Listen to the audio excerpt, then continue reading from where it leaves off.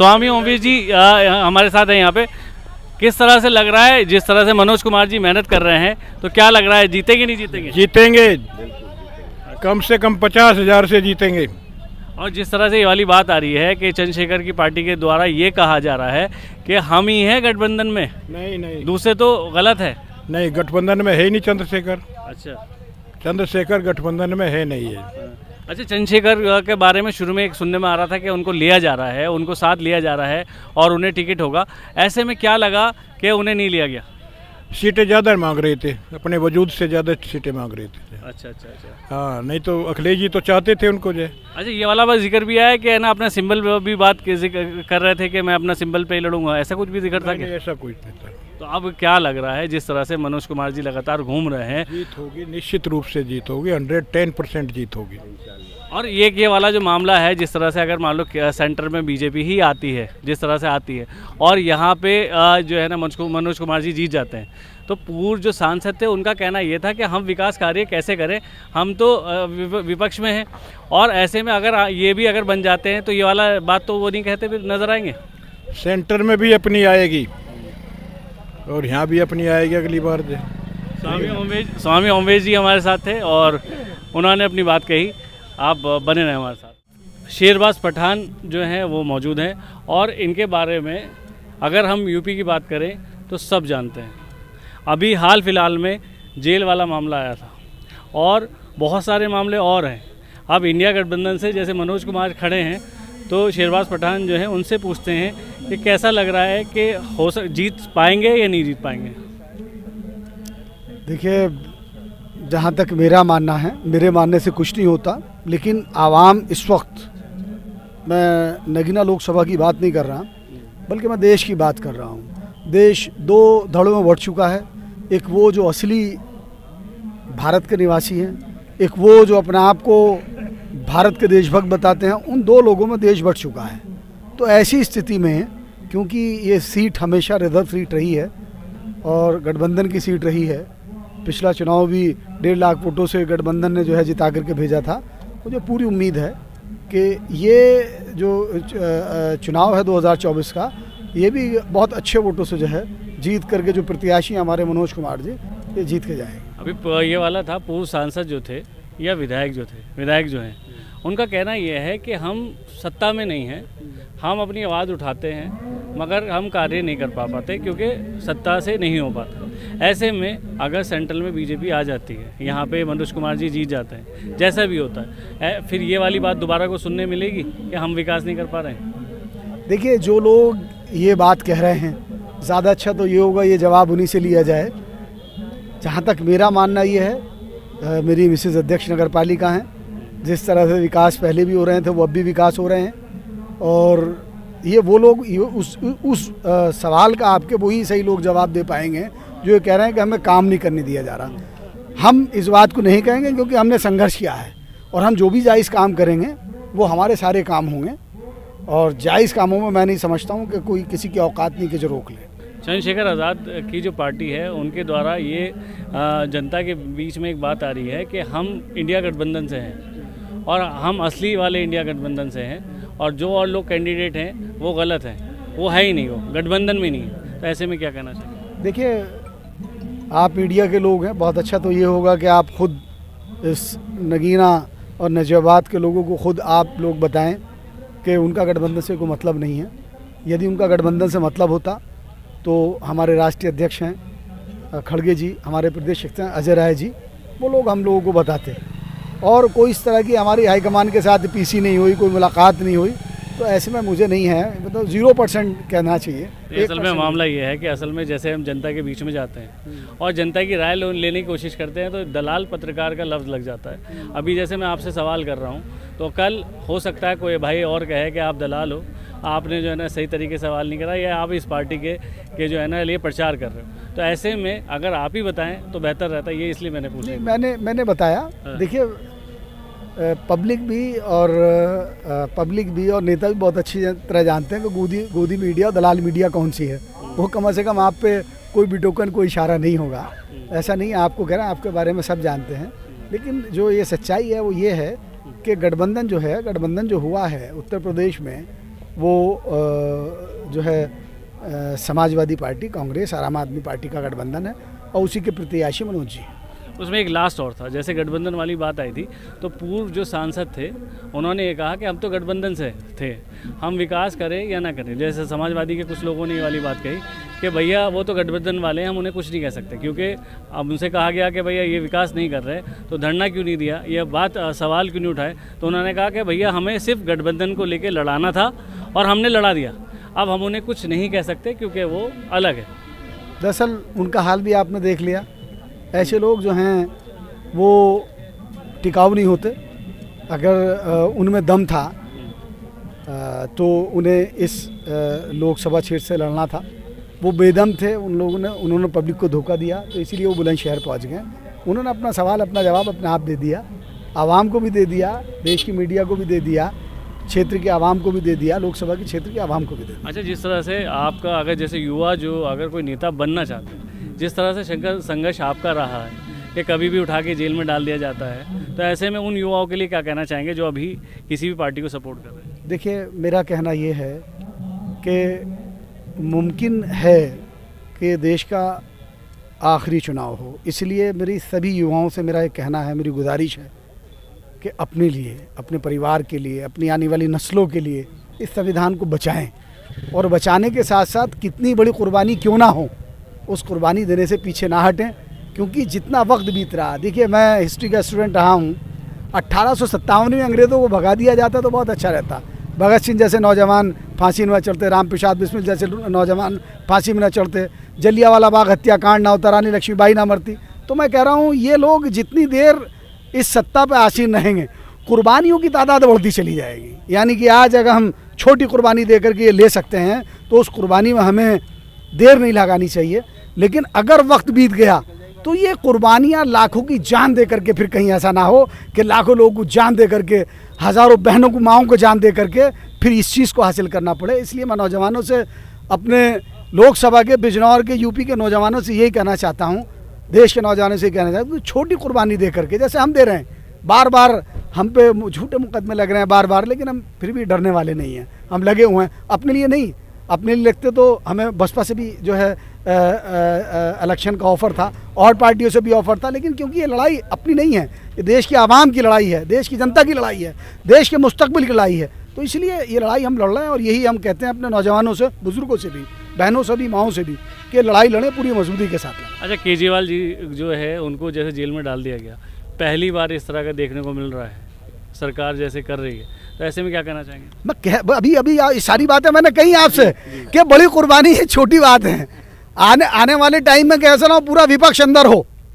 अभी जो है छोटे स्टेट के जो है चीफ मिनिस्टर है, अब नंबर है, अभी आप देखिए 1 बाय 1 क्या स्टेप है, क्या उनका जो है, क्या उनका सिनेरियो है, किस सिनेरियो पे वो चलेंगे। वो सिनेरियो, उनका जो प्लानिंग है वो अच्छी नहीं है, इसीलिए तो कह रहा हूँ कि सब एक होकर के लड़ें। देख सकते हैं शेरबाज पठान जो हैं उन्होंने अपनी बात कही, और इसी तरह से आगे भी हम आगे निकलेंगे, इलेक्शन में और लोगों की भी राय लेंगे, तो आप बने रहें। मैं शुक्रिया कहूँगा। और आप मनोज कुमार इंडिया गठबंधन से हैं, पूर्व जज जो है हमारे साथ है। जिस तरह से ये वाली बात आ रही है कि कैंडिडेट जो है हम नहीं, वो चंद्रशेखर वाले जो बात कर रहे हैं वो, तो ऐसे में आप क्या कहना चाहेंगे? हम लोग न्यायपालिका में अभी ज़्यादा दिन समय नहीं हुआ छोड़े हुए, हम लोगों ने यही सीखा सेवा में कि क्या नहीं कहना है। बाकी लोकतंत्र है, सभी का स्वतंत्र अधिकार है कि वो अपने बारे में क्या कह के प्रसारित करता है। लेकिन मेरा ये मानना है कि 2024 का चुनाव संविधान को मानने वाले लोगों में और संविधान का विरोध करने वाले लोगों में, अगर किसी को किसी तरीके से अगर समाज में गुमराह या गलत संदेश दिया जा रहा है तो ये भारत राष्ट्र के लिए और संविधान सम्मत लोगों के लिए, संविधान को मानने वाले लोगों के साथ धोखा है। अच्छा, एक सही वाली बात थी, जैसे कि आप जज थे और आपका कार्यकाल बहुत लंबा था, ऐसे में अगर आप, जैसे आपके एक वाली बात थी कि कुछ चीज़ें ऐसी हैं जो कानून में बदलनी चाहिए, अगर कानून में बदलनी चाहिए उसके लिए मुझे सत्ता में आना पड़ेगा, क्योंकि कानून वही बनता है। ऐसे में ये 5 साल वाला टाइम है, अगर आगे चलते तो हो सकता था कि आप वैसे भी बदल पाते, और अगर 5 साल में अगर मौका नहीं मिलता तो फिर शायद ना बदल पाए।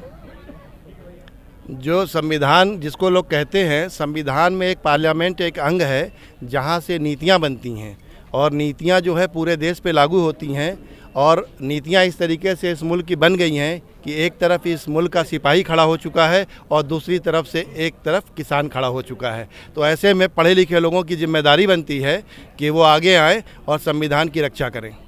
नहीं भाई, वही तो चीज़ कहना है। जैसे कि अगर मान लीजिए अगर आपके पास 5 साल वाली बात और अगर आप जज साहब थे और अगर आप जैसे आगे जाके अगर चाहते किसी चीज़ के हम लोग लिए, विचारधारा की लड़ाई लड़ रहे हैं। राजनीति एक छोटा उसका हिस्सा है।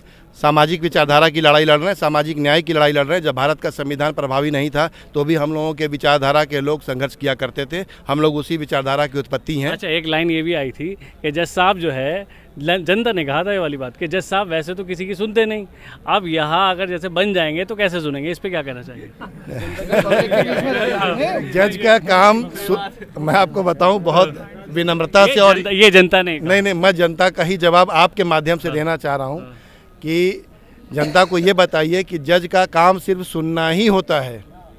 जज का काम बोलना नहीं होता है। नेताओं का काम बोलना है। अब उस लाइन में मैं आ गया हूँ। एक बड़े मैनिफेस्टो क्या है? मैनिफेस्टो डियर ब्रदर यही है कि संविधान का राज कायम हो और जो मुल्क में भय और आतंक का वातावरण चल रहा है उसको हम लोग अपने डॉक्टर बाबा साहब अम्बेडकर के सिद्धांतों से और जो संविधान सम्मत लोग हैं, संविधान को मानने वाले लोग हैं, उनके सिद्धांतों पे चलकर इस मुल्क को बेहतर से बेहतरीन बनाने का प्रयास। और विकास कार्यों को लेकर जैसे बात करें, जैसे अगर पूर्व सांसद थे, अगर जैसे मडावर रोड की बात करें और नगीना रोड की बात करें, बहुत सारे रोड ऐसे हैं और बहुत सारी चीज़ें ऐसी हैं जो ठीक ही कभी नहीं हुई, तो उनको लेकर जनता से क्या कहेंगे?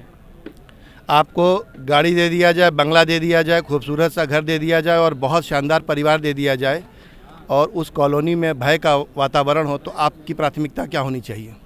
बस ये भयमुक्त होना है। तो पहले अनवर खान मंसूर हमारे साथ हैं और जानते हैं कि एक बात सवाल जो है जनता के मन में है कि चंद्रशेखर आज़ाद जो हैं उनको सिंबल को लेके लड़ाई थी जिसके चलते समाजवादी ने टिकट नहीं दिया, या क्या मामला था? नहीं, हमने तो पहले भी कहा कि वो हमारे साथ गठबंधन में रहे। हमारे राष्ट्रीय अध्यक्ष जी ने पहले भी कहा था, मगर ये कहा था कि भाई सिंबल पे आप समाजवादी पार्टी के ही लड़ोगे, क्योंकि मान लो हम अपने सिंबल पे आपको लड़ाएंगे तो कम से कम हमारे सांसद तो होंगे आप। अब मान लो आप जैसे जयंत चौधरी साहब को राज्यसभा भेजा, पार्टी छोड़ के चले गए, तो हम नेता बनाते जाएँ, भेजते जाएँ, ये तो कोई बात नहीं हुई। और उनका कहना ये था इस बारे में कि अगर मेहनत मैं करूँ, क्रेडिट आपको मिल जाए, तो ये मेहनत की लड़ाई क्या, क्रेडिट की लड़ाई क्या है? नहीं, वो अपने वजूद से ज़्यादा सीटें मांगते हैं, गठबंधन में रहने नहीं चाहते हैं। वो तो सीधी सी बात है, वो काम ही भाजपा का कर रहे हैं, हमारा काम ही नहीं कर रहे हैं। हमारा काम करते तो गठबंधन के साथ भाजपा को हटाने के लिए लड़ाई लड़ते हो, मगर उन्होंने किसी चीज़ से समझौता ही नहीं करा। वो तो खुद इतनी अपने आप को राष्ट्रीय पार्टी समझने लगे कि पार्टी को बहुत समझने लगे, वजूद से ज़्यादा मांगने लगे हर चीज़। तो ऐसे आप देख सकते हैं कि वजूद की भी लड़ाई है यहाँ पे, और अभी आगे और लोगों से भी इस तरह से बात चलेगी। बने रहे आप हमारे साथ। बोले वो आपका तो आपने बोले ना, नहीं बोले ना, बोलिए। सभा चुनाव को लेके नगीना सीट से जो है आज मनोज कुमार जो है नजीबाद पहुँचे हुए हैं और यहाँ पे उनका प्रचार प्रसार चल रहा है। जनता यहाँ मौजूद है और किस तरह से यहाँ पे लोग किसी को लेके बात करना चाहते हैं, किस तरह से जो है अपने कैंडिडेट को सपोर्ट करना चाहते हैं, तो वो जानने की कोशिश करेंगे। कुछ लोग यहाँ पे मौजूद हैं। भाई जी आप लोग आ जाओ, आओ। अब अगर इसमें कोई ये कहे कि भाई किसी पार्टी विशेष के बारे में आप बात कर रहे हैं, तो यहाँ पे जहाँ पे भी किसी भी पार्टी का प्रोग्राम चल रहा है वो तो हम वहाँ उनसे बात करेंगे। आपको जैसे मनोज कुमार जो है पूर्व जज जो हैं और इंडिया गठबंधन से हैं, क्यों पसंद आए, वजह क्या है? जज साहब ने कोई फैसला तो सोचा ही होगा देश के संविधान को बचाने के लिए। जिस तरह का मामला देश में चल रहा है, नफरत की राजनीति का, और एक जज साहब जब किसी चुनाव लड़ने के मूड में आए हैं तो उसकी कोई तो वजह होगी। तो इसलिए गठबंधन के प्रत्याशियों ने अखिलेश यादव जी ने बनाकर भेजा है। तो हम यही चाहते हैं कि सब लोग गठबंधन को वन साइड वोट करेंगे और देश को मजबूत हाथों में सौंपेंगे। अभी जिस तरह से समाजवादी पार्टी का चल रहा था कि चंद्रशेखर को टिकट वाली बात आ रही थी और ये कहा जा रहा था कि दलित वोट मिलेगा, और ऐसे में उनको टिकट ना होना और मनोज जी को टिकट होना, उसकी वजह मेन क्या रही? अखिलेश यादव जी ने आज तक जिसको भी गठबंधन में लिया है अपनी तरफ से फ़ायदा ही दिया है, कभी उनको किसी ने फ़ायदा नहीं दिया। इसका एग्जाम्पल यह है कि पिछली बार बसपा को 8 से 10 सांसद दिए, विधानसभा में RLD को विधायक दिए, पूरब साइड में राजभर को विधायक दिए, उसके बाद सब छोड़ कर चले गए। कभी अखिलेश यादव जी को किसी ने कुछ नहीं दिया, हमेशा उन्होंने ही दिया है। तो इस बार उनका फैसला अच्छा है कि वो जो भी करेंगे अपने दम पर करेंगे। अच्छा एक बात बताओ, जो पूर्व सांसद थे उन्होंने विकास नहीं किया, ठीक है, ऐसे में कोई भी जो समाजवादी की बात करें या किसी भी पार्टी ने उसका विरोध भी नहीं किया कि अगर आप विकास नहीं कर रहे तो हमने आपको अगर चुन के बनाया था, तो आप विकास नहीं कर रहे तो आपके धरना जैसे चलता रहता है, जैसे किसान आंदोलन चलता रहता है, ऐसे में पार्टी ने विरोध क्यों नहीं किया? यहाँ 3 महीने पहले कार्यकर्ताओं का जो सम्मेलन हुआ था, उसमें गठबंधन के प्रत्याशी के लिए जब गठबंधन की बात हो रही थी तो माननीय विधायक जी हाजी तस्नीम अहमद साहब बैठे थे। तो उनसे सभी जो हमारे गांव के प्रधान और शहर के जो जिम्मेदार लोग हैं, उन्होंने स्पष्ट रूप से कह दिया था अगर श्री गिरीश चंद जी को यहाँ टिकट होगा तो गठबंधन का कोई भी प्रत्याशी, कोई भी व्यक्ति इन्हें वोट नहीं देगा, ना ही लड़ाएगा। तो विधायक जी प्लीज़ आपसे हमारी ये आग्रह है कि अखिलेश जी से साफ कह दें कि गिरीश चंद जी को सिंबल ना दे गठबंधन, चाहे किसी को दे दें। और दलित समाज के जो मनोज कुमार जी की बात हो रही है, तो आज से 3 महीने पहले दलित समाज का एक महासम्मेलन मनोज जी ने किया था, जो कि अभी तक ऐतिहासिक, अभी तक दलित समाज का इससे बड़ा सम्मेलन हमारे यहाँ पे हुआ नहीं है। चंद्रशेखर जी जो मीटिंग कर रहे थे वो छोटी मोटी नुक्कड़ सभाएं उन्होंने करी, उसमें भी उनके पार्टी के जो थोड़े बहुत कार्यकर्ता थे वही थे, मगर महासम्मेलन जो करा था वो मनोज कुमार जी ने आज से 3 महीने पहले कर चुके थे। अच्छा, ग्रुपों में चलती है बात कि जैसा हर किसी का ग्रुप अलग अलग होता है, व्हाट्सएप के ज़रिए से ही आजकल प्रचार बहुत बड़ा चल रहा है। ऐसे में अगर कोई भी कैंडिडेट है, जैसे मनोज कुमार जी हैं, तो इनके ग्रुप में देखा गया कि केतली और कमल जाए नाली में और जो है गठबंधन की बन जाए, ऐसी कुछ बात चल रही है। तो इस तरह के जो लोग हैं उन्हें जो अगर पार्टी में लिया जाता है या पार्टी में साथ लिए के चलने की कोशिश की है, जो मेन लोग होते हैं, तो उनके बारे में ख्याल नहीं किया जाता। किसी भी पार्टी के बारे में कोई भी अगर इस तरह से बात कर रहा है तो गलत है, अगर आपकी पार्टी के बारे में बात करें तो वो भी गलत हो सकता है। इसमें क्या कहेंगे? वैसे ऐसे कोई ग्रुप या ऐसा कोई नारा हमारे नॉलेज में नहीं है। अगर ऐसा कुछ होता है तो पार्टी उसका बिल्कुल उन्हें समझाती है कि इस तरीके की कोई भी नासमझ वाली हरकत ना करें। और क्योंकि सभी पार्टी जब मिलजुल कर लड़ रही हैं तो सबको एकजुट होकर मनोज कुमार जी को जिताना है। और ये समझ लीजिए उनका इतना बड़ा त्याग, आप जानते हैं कि ज़िला जज उन्होंने इतना बड़ा त्याग पार्टी के लिए दिया है, एक संविधान बचाने के लिए दिया है, देश के लिए दिया है। आप जानते हैं जिस तरीके से इस समय संविधान से लगातार खेला जा रहा है, इस समय एक जज अपनी इतनी बड़ी पोजीशन छोड़ के आम जनता के बीच आ रहे हैं, उन्हें समझा रहे हैं। आज उसी का नतीजा है कि आप देख सकते हैं कि भारी संख्या में लोग यहाँ उपस्थित हैं। अभी जिस तरह से एक बात ये आ रही थी कि सुनने में ये आ रहा है कि चंद्रशेखर टीम जो है उनकी तरफ से प्रचार ये वाली बात आ रही है कि हम ही हैं इंडिया गठबंधन और कोई नहीं है। इस पे क्या कहना चाहेंगे? मेरा नाम मुनीश त्यागी है, कांग्रेस का जिला उपाध्यक्ष हूँ। एक शेर के साथ मैं अपनी बात शुरू करूँगा। मैं वही कहूँगा, वो खदानों को रद्दी समझकर बेच डालेगा, अरे वो चंदन को अगरबत्ती समझकर बेच डालेगा। हुकूमत दे दी हमने चाय बेचने वाले को, वो भारत को चाय पत्ती समझकर बेच डालेगा। जिस तरह से ये हुकूमत को चलाना चाह रहे हैं, चंद्रशेखर जी गठबंधन में अभी हैं नहीं। गठबंधन के प्रत्याशी मनोज कुमार हैं और ये जीतेंगे। इंडिया गठबंधन के प्रधानमंत्री राहुल गांधी होंगे। इस देश के पूरे देश के अंदर दूसरा व्यक्ति नहीं है जो देश के अंदर लड़ाई लड़ रहा हो। राहुल गांधी ने जो शुरू में कहा था कि चौकीदार चोर है, चौकीदार कल भी चोर था, चौकीदार आज भी चोर है। देखिए जिस कंपनी से कोरोना की दवाई बनाई, 52 करोड़ का चंदा एक दिन में लिया उस चोर प्रधानमंत्री ने। जिस कंपनी ने गाय काटने का काम करती है, ये उनसे 460 करोड़ रुपए का चंदा इन्होंने लिया है। मेरे ख्याल से दुनिया के सबसे बड़े फ्रॉड, सबसे बड़ा घपला इस सरकार में हुआ। आज तक ऐसा कभी हुआ नहीं। मेरे ख्याल से 14-15 प्रधानमंत्री हो चुके। जितना खर्चा सब लोगों का नहीं हुआ, उतना इसने 1.5 करोड़ 1 करोड़ 82 लाख के करीब एक दिन का खर्चा हमारे प्रधानमंत्री का। ये कह रहे हैं मैं चाय बेचने वाला हूं, उस स्टेशन का नाम ही बता दो तुम। इनके भाई अरबोपति हैं, अरबोपति जिन्हें कहा जाता है। दुनिया के सबसे बड़े जादूगर हैं ये। मेरे ख्याल से इतने फोटो, इतने तरह तरह के फोटो किसी प्रधानमंत्री ने नहीं खिंचवाए होने के। ये हमारा मुल्क, ये गांधी का, नेहरू का मुल्क है। गाढ़े के कपड़े पहनने वालों का मुल्क है। ये किसानों का मुल्क है, ये व्यापारियों का मुल्क है, ये मजदूरों का मुल्क है। इन्होंने इस मुल्क को बर्बाद करने का काम किया है। इनके शासनकाल में जितनी किसानों ने फांसी लगाई है, मेरे ख्याल से 14 साल के प्रधानमंत्रियों के कार्यकाल में नहीं हुई होने की। अच्छा, दूसरी और सुन लो मेरी, युवा आज मजबूर है फांसी लगाने के लिए। क्या करे, क्या मुंह दिखाएगा अपने घर वालों को? वो जिस तरह से इन्होंने युवाओं को बर्बाद करने का काम किया है, कोई नौकरी नहीं है। अब व्यापार की देख लीजिए, सारे हाथ पे हाथ रख के बैठे हैं। मेरे ख्याल 70 साल के करीब उम्र मेरी है, मैंने कभी नहीं देखा कि इतना बुरा दौर कभी व्यापारियों का रहा हो जो आज की तारीख में। इस मुल्क को बर्बाद करने वाला ये प्रधानमंत्री नरेंद्र मोदी साबित होगा। आज नौकरी करनी लोगों को भारी हो गई है, व्यापार करने भारी हो गए, किसानी चलानी भारी हो गई है।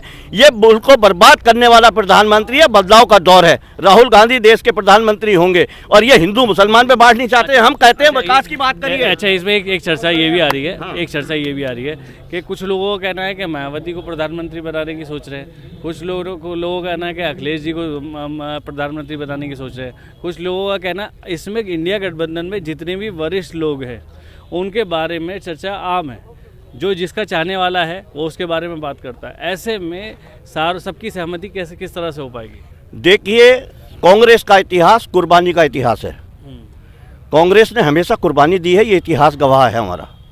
आज भी मैं समझता हूँ वो बड़े नेताओं की बात है, हमें नहीं कहना चाहिए। आज भी कांग्रेस इन संविधान को बदलने वाले लोगों को हटाने के लिए कोई भी कुर्बानी देने के लिए तैयार है। अगर कुछ इस तरह की चर्चा है तो कहीं दम होगा, मैं जहाँ तक समझ रहा हूँ। और कांग्रेस कुर्बानी देगी, कोई दिक्कत नहीं है। ये सरकार हटनी चाहिए किसी भी सूरत में।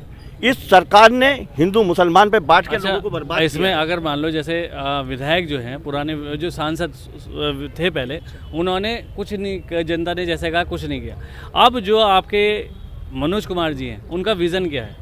जनता में वो कौन कौन से ऐसे मुद्दे हैं जिसको वो लेके जा रहे हैं और विकास के बारे में वो क्या क्या बताएंगे इस चीज़ में, और जनता को क्या आने वाले टाइम में उनके आने के बाद फ़ायदा होगा? देखिए, पहले सांसद वो भी जिस तरह से मुखिया होता है घर का, अगर वो ड्रेस बदलने का काम कर रहा है तो उसके घर वाले भी उसी कंघे शिष्य में ही रह जाते हैं। इसी तरह इन लोगों ने भी काम किया है। आज मनोज कुमार ने तय किया है कि इस प्रदेश को, इस देश को बनाने के लिए एक बार हमें नीचे एक बार बाबा इधर से निकल जाओ। इस देश को बनाने के लिए हमें कोई भी कुर्बानी देनी पड़े, हम कुर्बानी देंगे और मुल्क को आगे ले जाने का काम हम लोग। मैंने कहा कि विकास का कार्य को लेके मनोज कुमार जी ने क्या विजन है उनका, लोगों के बीच में जाके वो किस चीज़ को कह रहे हैं, बताने की कोशिश कर रहे हैं कि युवाओं को क्या आने वाले में टाइम में फ़ायदा होगा। देखिए, युवा जो पढ़े लिखे हैं उन्हें नौकरी दी जाएगी। ये जिस तरह से इन्होंने तमाम फैक्ट्रियों को बेचने का काम किया है उस पर विचार किया जाएगा। वो सब सरकारी होंगी, उसमें रोजगार मिलेगा लोगों को। ये इनका प्लान है और इसीलिए जनता की सेवा करने के लिए ऐसे में ये वाली बात भी आती है कि ये सारी फैक्ट्रियों की आप बात कर रहे हो, केंद्र में भी अभी फ़िलहाल बीजेपी सरकार है, ठीक है।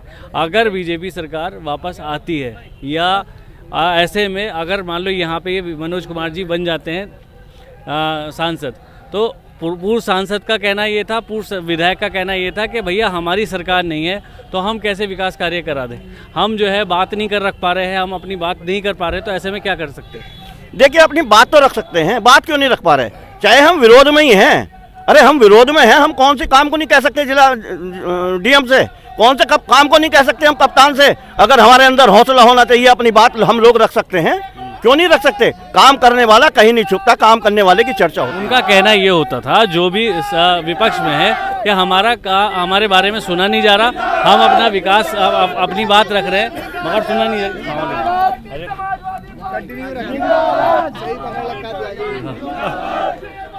तो ऐसे में अगर जैसे वाली बात रहेगी तो कैसे मानेंगे कि लोग कैसे सपोर्ट करेंगे? देखिए, विश्वास तो लोगों को करना पड़ेगा। प्रतिनिधि चुनता है, आदमी इसी भरोसे पे चुनता है कि ये मेरे कल को सुख दुख में खड़ा होगा, इसीलिए चुनता है, इसीलिए इन्हें चुन रहे हैं। ये युवा हैं, काम करने की इच्छा इसमें महसूस हो रही है लोगों को, वो देख रहे हैं और इस देश के मुखिया राहुल गांधी को देख रहे हैं लोग। ये गठबंधन हुआ है, इन सांप्रदायिक ताकतों को भगाने के लिए गठबंधन हुआ है। और एक शेर के साथ मैं अपनी बात खत्म करना चाहूँगा मेरे दोस्त। हिंदुस्तान वालों, अरे ये क्या बना बैठे, कहीं मंदिर की तख्ती लगा बैठे तो कहीं मस्जिद की तख्ती लगा बैठे। अरे तुमसे तो ये परिंदे अच्छे, कभी मंदिर पे जा बैठे तो कभी मस्जिद पे जा बैठे। महिला से बात कर लो। आप क्या कहना चाहेंगे? बाबू इधर हो जाओ थोड़ा सा।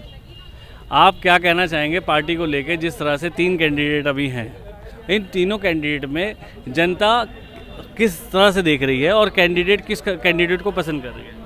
ये उतार लीजिए। क्यों भैया? हाँ, उसमें ये काट देना शॉर्ट। हाँ। मैं कमलेश भुयाल, पूर्व जिला पंचायत सदस्य और कांग्रेस पार्टी की कार्यकर्ता। हम ये कहना चाहते हैं कि जो ये गठबंधन के प्रत्याशी आए हैं हमारे मनोज कुमार जी, क्योंकि अब जनता ने मन बना लिया है कि भाजपा को हराना है और गठबंधन को जिताना है, और हमारे राहुल गांधी जी सांसद बनेंगे, महिला घर घर जाएंगी और अब मनोज कुमार जी को जिता के लाएंगी। आप देख सकते हैं यहाँ पे जो है जनता अपने हिसाब से पार्टी को। आसिफ साहब है हमारे साथ, जो ज़िला सचिव है और समाजवादी पार्टी से। तो क्या लग रहा है, एक जिस तरह से जो पार्टी को जो है ना मजबूत भी करा जाता है युवाओं की तरफ से, जो पार्टी के साथ बने रहते हैं, और कुछ युवाओं ऐसे होते हैं जो गलत तरीके से पार्टी को बदनाम करने की कोशिश करते हैं। कोई सी भी पार्टी हो, उसमें किस तरह के लोगों को साथ आना चाहिए, उसके बारे में क्या कहना चाहिए? जी साहब, सबसे पहले तो फराज भाई, मैं आपका अपनी लोकसभा के अंदर जो आज हमारा सम्मेलन हुआ है, सबसे पहले तो मैं आज आपका स्वागत, अभिनंदन, वंदन करता हूं, और आशा करता हूं कि जो हमारे सद्य नेता श्री मुलायम सिंह जी जो कहा करते थे कि ये युवाओं की पार्टी है, और आपने देखा भी होगा कि आज नहीं, जिस दिन से समाजवादी पार्टी बनी है, आज तक समाजवादी पार्टी से युवाजन जुड़ा रहा है, चाहे छात्र सभा से जुड़ा हुआ हो, चाहे मुलायम सिंह यूथ ब्रिगेड से जुड़ा हुआ हो, चाहे लोहिया वाहिनी से जुड़ा हुआ हो, चाहे अपना कोई से भी समाज से आता हो, सब जुड़ा। मैं मोहम्मद फराज, कैमरामैन अनस के साथ, किरतपुर न्यूज़।